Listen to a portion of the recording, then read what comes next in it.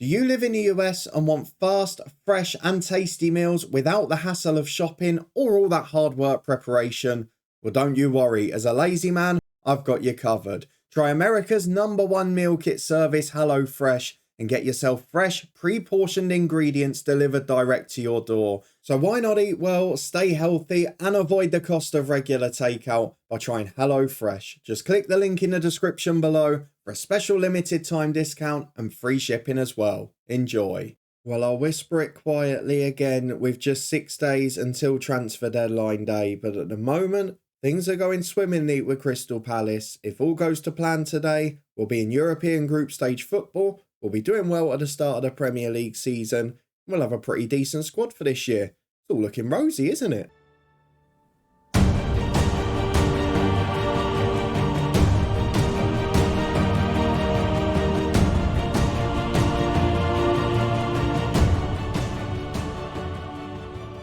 Yes, hello and welcome along to part 92 of the Head Coach with me, Daniel.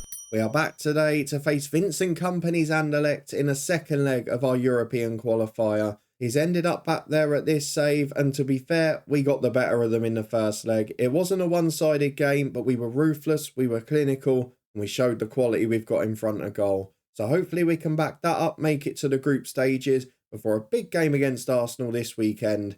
And worryingly, the Carabao Cup tie against Everton has not yet been moved, despite the fact there are going to be 11 players on international duty that day, including 3 or 4 first-teamers. But if you're looking forward to seeing how we get on in this one, how Dougie Freedman finishes the transfer window, then please do put a thumbs up on the video. I'm hoping we'll be seeing a draw for the Europa Conference group stages, a competition I really want to target to try and propel us to the next level as a manager. But for now, let's go and have a look at what's been happening in the transfer window and in the one game since you were last with me. Because in transfer news, there is potentially a couple of big names coming in. The one big issue we've got in our team at the moment is no backup right winger at all. We lost Grombach, we lost Couto. We didn't really have many other options out there last year in truth. Ben Hames was brilliant, so we didn't need them. But we might be getting this guy. Eric Amoa Hagen is going for a work permit to come on loan. He looks a proper good winger, by the way. Can play as the inverted off the left or as the winger on the right. And as a Ghana international, as a player who is brilliant at the key things, he is the perfect man to rotate with Hames. And just looking into those conference group stages, when I presume we'll get there, having someone who's played for Inter, for Dortmund, for Rayo Vallecano, someone who's played in all the other big leagues in Europe, is an international footballer, is professional, is determined, is athletic, is brilliant technically. I don't think we can argue with that. Bit worried that he dives into tackles with his rating of 3, but we'll probably get training on that one. So hopefully he'll come in, and hopefully Conor Gallagher will join him as well. A bit of a surprise offer from Dougie Freedman, and he has gone for a few experienced players in this window, with none of them coming off so far. But Gallagher is an Englishman. He played for Palace obviously in real life last season, and is a very good player despite being a bit older now. He's got great natural fitness, good stamina, good determination. And again, with his versatility, he'd be a great player to have in a squad for the Europa Conference. And great for the club to have a former England international as well. So I'll have no complaints at either of those deals. We'll wait and see if they get done. In terms of things that have been done though, you probably remember the name. Every deadline day there's offers for him that get rejected. But he's moved on to Sunderland. And David Hunt, who came in earlier in the summer, he has now gone on loan to Wigan. He'll play a bit of football elsewhere, and to be fair, probably a good thing for him, so we'll see how he gets on. But not much going on at the minute. If those two come in, I'm a happy man. We've just got to stop anyone else going out, and at the moment, touch wood, there are not many wanted, but deadline day could change everything. We have got a few little problems with injuries and knocks and bits like that, but nothing that we're going to lose sleep over at the minute.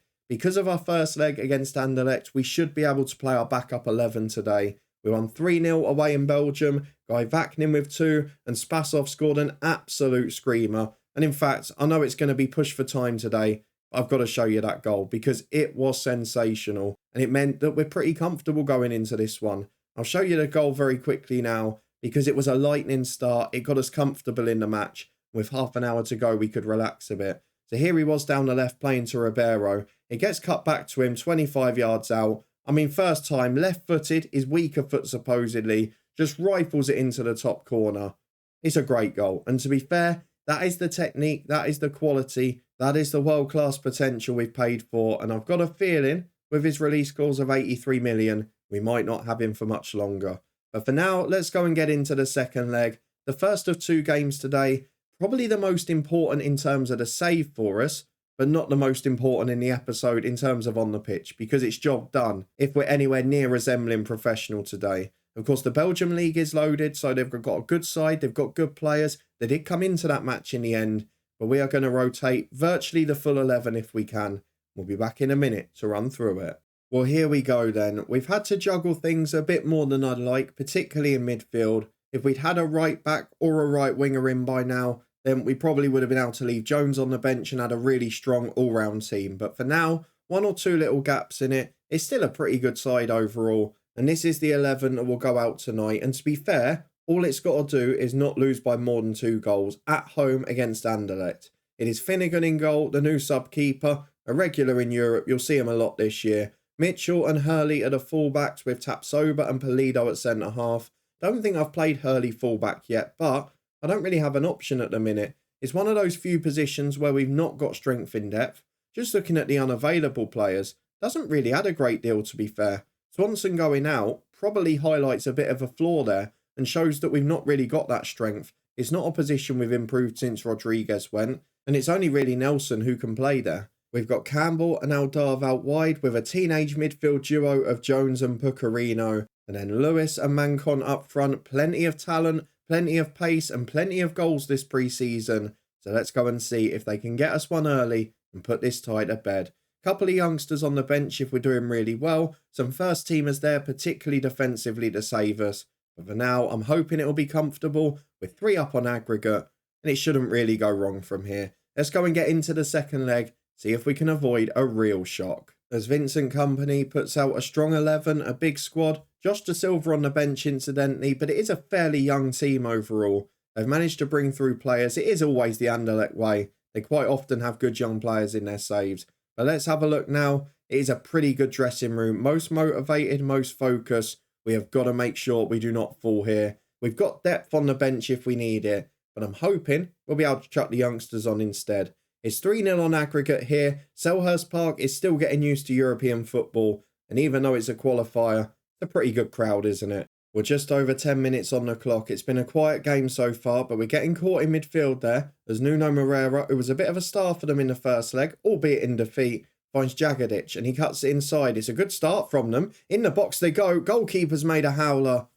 And that is the sort of thing that can bring nerves to the side. There's a few more empty seats than it looked at the start, actually. And that is not ideal. Anderlecht on top. Let's try and encourage these lads because it is a team that could lose confidence with a few young players in. As Pucarino finds Jones, the young midfield duo. Wide to Campbell on the left, who's not much older in fairness. He goes back to Tapsoba. It's a very experienced defence to make up for it. 3 over 30s and Hurley, 26, experienced in the championship. As Mancon brings it down and he has put the tie to bed. We put him as a cover star at the end of last season when he did start to score a big goal or two. And at the start of this season, particularly in this competition, he's starting to look like a bit of a gem. 1 shot on target, 1 goal. It should really put us through, but at the moment, we're looking a little bit under the cosh as it comes out to Forst on the right. He finds Nuno Moreira. Jimmy Campbell in with a slide tackle, but it only just delays the attack a moment. Forst gets in again. Chance to cross, deflects just wide. I'm going to drop to balanced. I know it's not a particularly exciting move, and I know it's not something that's going to get a lot of praise in the comments, but we need to get this job done. And pushing forward with a weak midfield, probably not the answer at the minute. So with 25 gone, it is 4-1 on aggregate. That Mancon goal has just given us a little sigh of relief, but the way we're playing at the minute, there's still an element of worry. As Jagadic picks it up again, and Bamba loses the ball though to Aldarve. That's the benefit of having a central player out wide. Gets it down the line to Mancon. Lewis in the middle. Lewis puts it in. Really composed finish. Mancon turns provider. It is 2-1 on the night. It is 5-1 on aggregate. And Crystal Palace, I will say it with confidence now, are going to the group stages. We will have the draw later. And it should be, as an English side in there, that we're one of the favourites. You can see it's a pretty strong Bilbao side. I think Rennes were playing Feyenoord. One of those will be pretty good.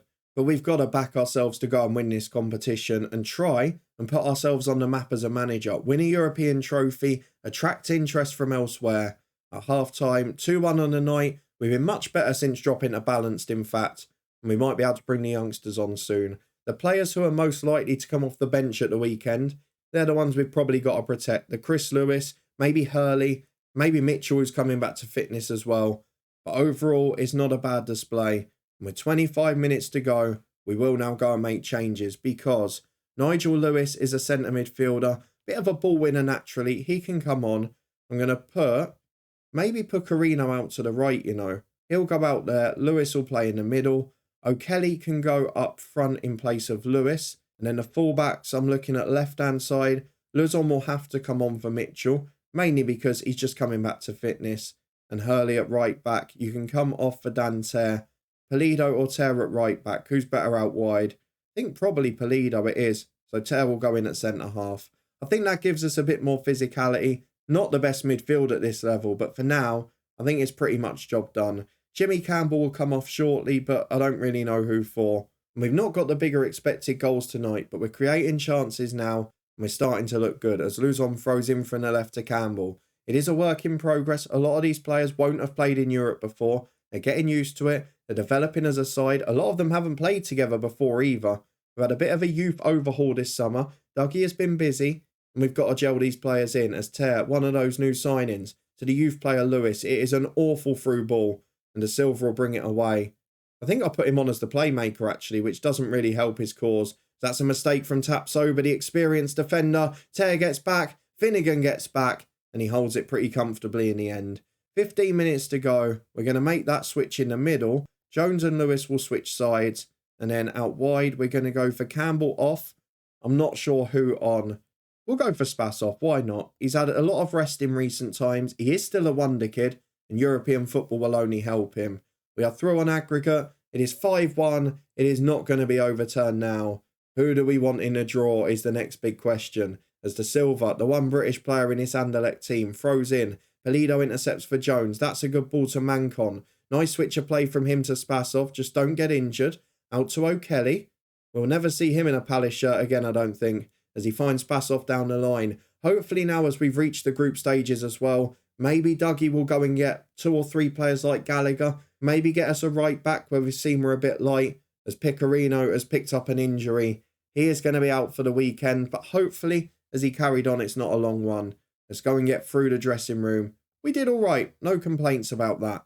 Back in a moment for the draw, then to play Arsenal in the Premier League. So here we go then. We've probably drawn 2 of the strongest teams in the competition. We've drawn the highest reputation team, the highest European coefficient team in Gladbach, a job we got rejected for last year. Feyenoord are in there as well. OHL will be tricky, but if we got through Anderlecht, we should be all right. And then we've got 3 games where you've got to expect us to win. And in fact, we should probably win all 4 of them. So I'd expect to get through. I'd expect to be able to rotate and do it. And then against Gladbach, we might just give up a result. But if we can get in that top 8, avoid the extra game, probably bodes pretty well for us. Let's go and get through to the Arsenal game. I'm not going to show you all of deadline day today because the episode will be about 40 minutes the way Dougie goes. We're going to get to Arsenal, we'll get through that one, and then we'll come back at the end of deadline day. Fingers crossed, some transfer news before the weekend. Well, here is the fitness news ahead of the Arsenal trip, as we've got 3 bits of news off the pitch, 2 good, 1 bad. The first one means we're not going to show you all of deadline day because the Everton game's not been called off. It is remarkable. And in fact, the deadline's the day after, so we're not going to get to see it today. But loads of senior players on international duty, and we have not got the chance to cancel the fixture. Going back though, there has been good news at the rest of this week. The Selhurst Park Stadium expansion is complete, 4,000 extra fans in, bringing it up to almost 30k. Great to have ahead of a European campaign. And Amoa Hagen, the right winger, has signed, and it also includes a permanent deal after, which is brilliant. So he is going to be here for the long term. Great to have him in. Conor Gallagher's offer has been accepted. He's discussing terms, and now we're just waiting for a right back. But overall, been a very good window if we don't lose people on deadline day. Let's go and get through to this Arsenal game now. They're a good side. They've played well against us before. But remember, we did beat them on the final day last year. We know it's possible. We know we've got a well-rested team. So let's see the team we can put out. We'll be back in a minute to run through it. Well, our new signing makes the bench as Tapsoba is the only one who doesn't. Everyone else who's fit is in the squad today. It is back to the 11 who I think played the opening league match and the 11 I'm going to rely on this year if fit. It is Setford in goal, Nelson and Luz on the fullbacks with Rodolfo and Ter as centre half. We've got Hames and Spasov out wide, Rothwell and Ward in midfield, and then Vaknin and Ribeiro up front. Two quality strikers, a very good start to the season, but this is the first really big test. Can we live up to it? Well, let's go and find out. Well, here we go. Still plenty of that experience in the Arsenal team. Only one or two new signings coming in, albeit Ivic is continuing the revolution there. We're going to say we've got nothing to lose. We're going to drop to balanced away at the top side. We're going to get through the dressing room. I feel we can hit them on the counter. Let's get through the tunnel interview. Let's tell the lads to do what they can.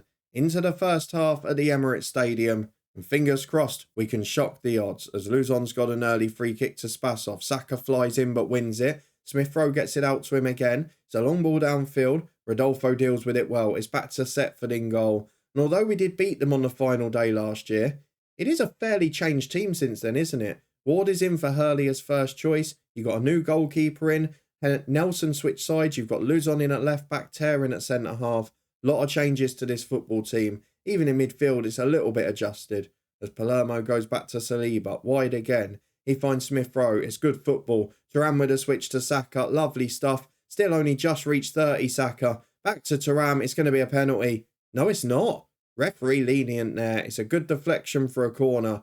I feel like we got away with one. 4.5 minutes gone. Both sides really threatening on the counter. Not much in open play.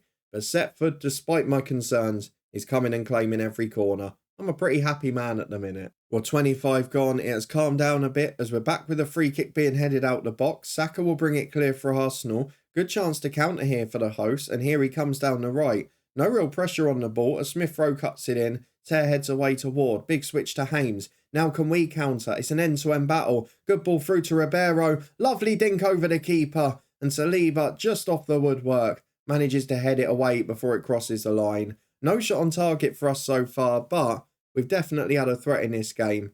You just feel like Arsenal are going to score at some point, so do we have to take our chances? As Todibo, big switch to Saka, definitely still the star man. Back to Smith-Rowe, into Saka again. There's the goal, it's been coming. He has been the danger man all day in this game, and with half an hour gone, he gets his goal. Smith-Rowe sets it up, Saka scores it. 12 years in this save, they're still singing the same song, the Arsenal fans. It's a free kick to be taken by them. Palermo about 30 yards out. It's a good position. It's a great free kick.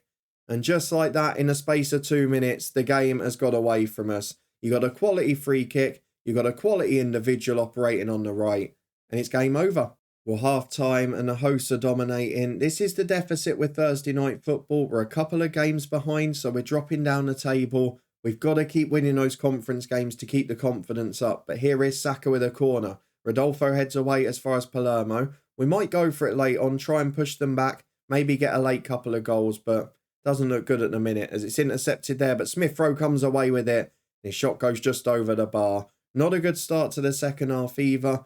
Arsenal are absolutely battering us, so we're going to go positive. We're going to encourage them because we've not really had a reaction at all here. And I'm a little bit disturbed by this performance. The gap seems to be widening. And I know that isn't the case. Is it just the extra football? But then arrested the full 11. As they're in again, it's just over the bar. And the set-piece marking is all over the shop. Nearly 20 shots for Arsenal, not one on target for us. And I know it's 2 goals of individual brilliance that are winning them the game. But the overall pattern has been a disturbing one. Hames is going to come off. He's knackered on the wing. Amoa Hagen on for him. I'm also looking up front at Ribeiro for Lewis. I'm not going to take off Vaknin yet. I will bring off Spasov on the left for Campbell. I'm looking at left back for Luzon. He's frustrated. He's not played well. I'll bring on Mitchell for him. And then Ward in midfield, not having a great one. On will come. Owen Hurley in there. Just give us a bit of bite. Not afraid to get a yellow card. 20 to go. Can we at least have a shot on target? We've gone back to positive. We're trying to push on. We're not really creating anything. And for Arsenal, it's been a bit of a stroll in the park since the 2 goals. And it's made a massive difference to the pattern of this game. 5 to go. It remains that way. And I don't think it's going to change now. As Setford clears long to Vaknin. Flicked on for Lewis, who's in one-on-one. Freedom of the pitch to run into. And it's a poor finish. Elise clears the rebound. and Hagen heads out for a goal kick. Can't miss chances like that. Don't want to go back to our strikers not scoring. It is a 2-0 win for Arsenal. It is a poor day at the office for us. I'm not going to particularly enjoy it. What we're going to do now is get ahead to the Everton game, just see if there's any transfer news beforehand, and then we'll sign off and come back for our European group matches. Well, that proved to be pretty pointless as an exercise because we're back 3 days later. We've got kick-off against Everton with an underpar team, and we have had no signings, no news on Conor Gallagher, and no new offers to get a backup right back in. So things are looking a little tricky ahead of deadline day. It's going to be a busy one for Dougie Freeman as well. If you have a look at our squad tonight, it is quite hilarious, to be honest. We are missing, Luzon, Finnegan's gone, Hagen's gone, Vaknin's gone. We've got an injury or two as well. It's not a great shape to be in ahead of a cup tie. Hopefully, Everton are in a similar boat. No, they're not. They've only got one away on under 21 duty. But for us, let's look ahead to when we're next going to be back. Of course, we will reflect on all the things that happen on deadline day. I am actually expecting it to be a quiet one with Dougie for once. Nobody wanted with about 24 hours to go, bar Mancon. If he goes, I won't be broken-hearted, albeit I'll be a little disappointed. But we are going to come back for our biggest European game at a group stage, which is the first one. It is Borussia Mönchengladbach at home. It is followed by a trip to Liverpool 3 days later. And that looks like a double header I can well sink my teeth into. So hopefully you'll come and join me for that in a couple of days' time. If you did enjoy this one, comfortable success in Europe and disappointment in the Premier League, then please do put a thumbs up on it. Let me know in the comments if you think Dougie will get me what I need. Will he be able to leave us in a strong enough position for Europe? I just want the right back so I can rotate 11 players, and at the moment, I don't feel entirely confident doing that. If you want to find out if we can, I guess if Gallagher comes in, we can put Hurley right back and him in the middle. And please do subscribe and turn that notification bell on. We will be back in a couple of days' time for 2 very big matches in Europe and the Premier League. In the meantime, we've got a pretty decisive one in our distillery save tomorrow. It's been an epic start to the Build a Nation season. You can find that up in the eye above, as well as the Twitch channel, the football podcast, and the blog story as well. But thank you very much for watching. Your support is appreciated as always. And next time out, we will be back to face a club we've managed in the head coach in a previous year. Borussia Mönchengladbach will be the opponent, and if we win it, I'll be confident of progressing already. I'll see you next time to find out if we can do it.